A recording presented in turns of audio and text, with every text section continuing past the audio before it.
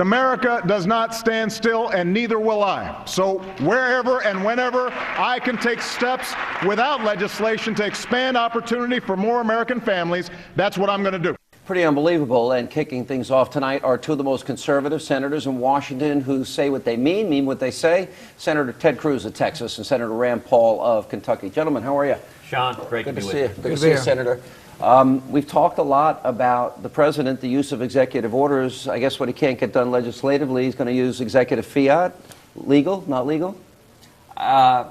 Absolutely not legal and really dangerous. I mean, it's been the pattern of the Obama presidency over and over again to just disregard the Congress, disregard the law. You know, Sean, we've never had a president like this. You take something like Obamacare. He unilaterally granted an exemption for big business. The law doesn't allow that. He said big business gets an exemption. He unilaterally granted an exemption for Congress. The law doesn't allow that. And most strikingly, when over 5 million people had their health insurance canceled because of Obamacare, usually the way our constitutional system works, if a federal law isn't working, the president would go to Congress and say, we need to change this, we need to fix it. Instead, the president just held a press conference in which he told insurers, I'm instructing you, private companies, issue insurance policies, rather, that are illegal, that Obamacare bans.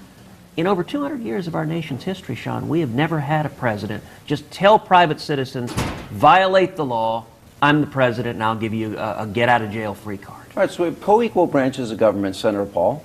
Right? At least once upon a time we apparently did. But, separation of powers, right? No, I think the president's changed the Constitution. He's decided that it's optional and he's going to obey it when he feels like it. But really, this is a problem. This isn't a Republican-Democrat problem. This is a separation of powers. This is the checks and balances of government. And basically, democracy is messy. You have to work and you have to try to convince people.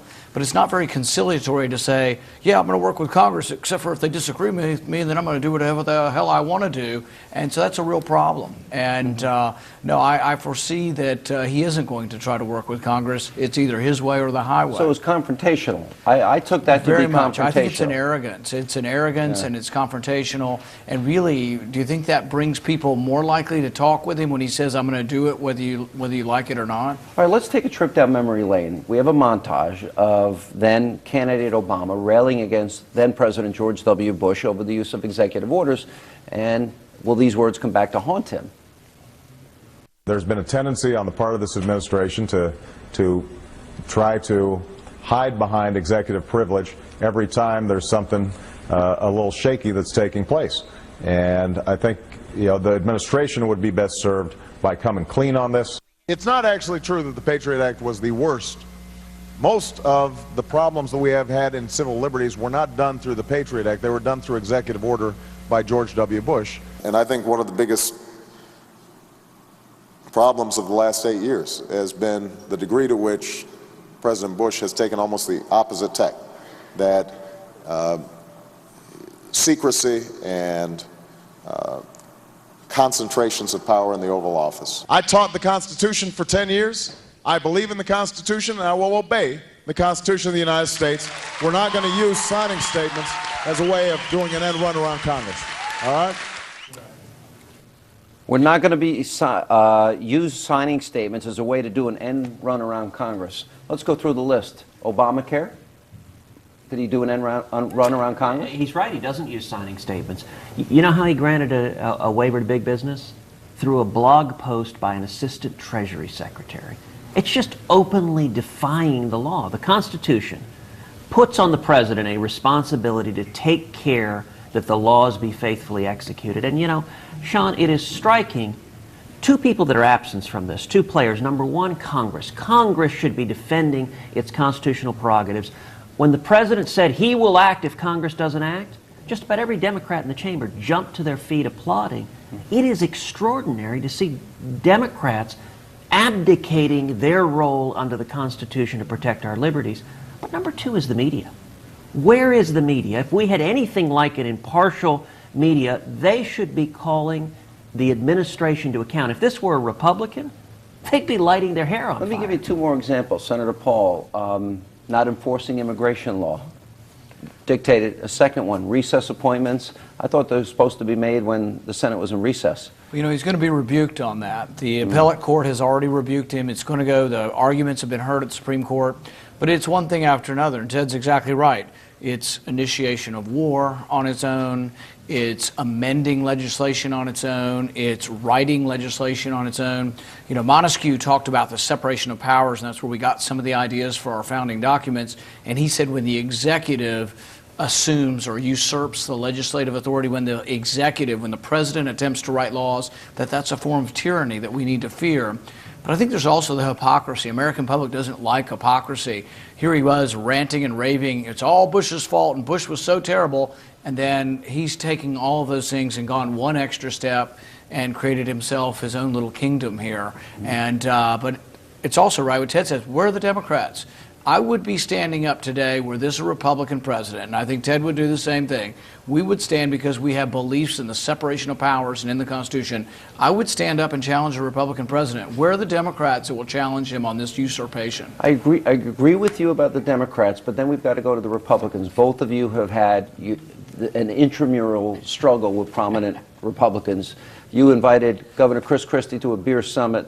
Oh, no. We're all one big happy family now. Is that right? It's all over? It's all under the bridge. I mean, it's all under the bridge? We have all got, we're all getting together now. No pun intended? We are all getting together now. We're going to be a big happy party, I think. Senator McCain, because I agree with both of you on this issue. I think he's usurping power from the Congress, separation of powers, co-equal branches of government, and Senator John McCain has been a vocal critic of you, as have others. Why isn't the Republican Party united on this is a constitutional principle? Well, look, I think the way we unite Republicans is we stand for principle. And if we're standing to defend free market principles, if we're standing to defend the Constitution, that brings together Republicans across every stripe, whether they are conservatives or libertarians or whether they're right in the middle. That brings together independents and moderates. Sure. Get back to the principles this country was founded on. That's how we unite the Republican Party. Yeah. And you know, the more brazen the president is, I mean, what he started saying now is, I have a pen and I have a phone. You know what? If you want to bring back jobs, he doesn't need a pen. He needs an eraser. He needs to get in and start erasing these job-killing regulations. He needs to start erasing the incredible damage Obamacare is causing, and yet instead he just wants to rule by decree. That threatens everyone's liberty. All right, we'll get to that. We'll come back and we'll continue with Senator Ted Cruz and Rand Paul. They're going to stay with us. Also, we're going to get their reaction to Hillary Clinton saying Benghazi is her biggest regret. My biggest, regret is what happened in Benghazi. It was a terrible tragedy, losing 4 Americans, 2 diplomats, and now it's public, so I can say 2 CIA operatives. Now that, of course, was former Secretary of State Hillary Clinton finally admitting her biggest regret, and that being the deadly terror attack in Benghazi. So why the shift from her infamous line, what difference does it make?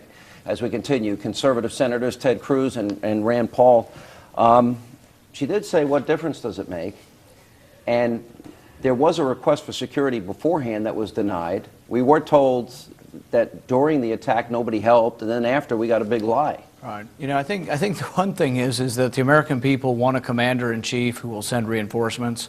We don't want a commander-in-chief who's not going to protect our ambassador, not to provide security, and when asked imminently for help, not to send reinforcements. So I think it really precludes her even from being considered in 2016, and she really should apologize, frankly, and accept responsibility for the debacle. She says, I didn't read the cables. Why didn't she read the cables? That's absolutely her responsibility. When an ambassador's pleading for help, why didn't she send help? Why didn't they send the security ahead of time? Yeah, that's exactly the question. It's a very good question. And, she says that's her biggest regret. All right, we can believe that. We can take that at face value. But talk's cheap. If it's really her biggest regret, then she should join in calling for a joint select committee in Congress to investigate what happened in Benghazi. We don't know why nothing was done in response to the multiple reports of terrorist activities. We don't know why the State Department repeatedly turned down requests for additional security. We don't know why there were not military assets in place to save those 4 brave Americans. And we don't know why nobody has been held accountable. Nobody at the State Department, and none of the terrorists who carried out this terrorist attack have been brought to justice. And so I'm sorry, Sean, you've got 2 kids. If your kids are fighting and one says they're sorry, sorry is not just saying it, it's making it right. It's fixing what it is you're doing. If she wants to say she's sorry, it's just like President Obama when he said to the 5 million people who've lost their health insurance because of Obamacare, I'm sorry. If you're really sorry, that was the most stunning thing last night, that he speaks for over an hour and says not a word to over 5 million people. Like your plan, you can keep your plan, Senator. If you like it, Doctor, you can keep it, and you're going to save $2,500 a year. I remember those promises. Yep. But back to Hillary. Did she say this because she wants to run for president? And do you think there's a political calculation? You know, it seems with the Clintons almost everything they do is political. But you know, I like to give people the benefit of the doubt. She can demonstrate that regret is sincere by standing up and saying, we need to get to the truth. We owe it to the American people. Let's have a joint select committee. Let's find out the answers. You know, I'll tell you, it was striking that Gregory Hicks, the Deputy Chief of Mission, career Foreign Service officer, testified before Congress that he got a call from Cheryl Mills, Hillary Clinton's top political aide, telling him, don't speak to Congress, don't speak to the press, don't tell anyone what happened. You know what? You're not sorry if you're engaged in a cover-up, and she needs to come clean. She needs to support getting to the bottom of what happened. Let me go through one last concept with both of you. You are a conservative, you're a conservative. Is there a problem between the establishment in Washington, where you're working every day, and those that want a more active, pro-conservative agenda? Because I think obviously there is. And is it time for the conservatives to unite and put forward a plan that they can articulate, run on, and be united on? Is that possible? I would say yes, but I would say it's not new. The struggle in the Republican Party for what the Republican Party represents is healthy, and it's always been there. I went to the 1976 convention when I was 13. Reagan and Ford. Reagan was the upstart, Ford was the establishment, but now everybody's a Reagan Republican, you know? So there are always these battles, and we have to decide how we're going to present our message and how we're going to have a bigger audience, because the bottom line is we're not winning. What should the message be? Top 5 items, because I believe it should be the penny plan. I believe it should be energy, energy, energy, because we have more oil resources, shale oil, gas than all the Middle East combined. I think you got to control the borders, fix education, and offer an alternative to health care. That's my top 5. What are yours? I would say we have to boldly and passionately defend the Bill of Rights, and we have to defend individual liberty. Those are grand terms, and we need to defend them for everyone. And they're black, under white, assault. brown, Right now, you name believe it. this president is putting the Bill of Rights under assault. Absolutely. Yeah, I don't. Look, I think Rand's exactly right. You know, if you look at, he mentioned 1976, Reagan took on Gerald Ford, a sitting Republican president, and it's interestingly enough, all of the voices of Washington said he's this crazy cowboy, he's destroying the party, it's terrible. And yet what Reagan did that unified Republicans in 1980 is he brought us back to core principles. And I think there are really 2 sets of principles we need to get back. Number 1, free market principles. And number 2, the Constitution. Those have been the foundations that have led to opportunity and prosperity. What are the items that you say to the American people, if elected, will accomplish this, this, and this? Debt, deficits. What are your top few items? We've got to rein in spending, deficits, and debt. It's gone from $10 trillion to over $17 trillion under Barack Obama.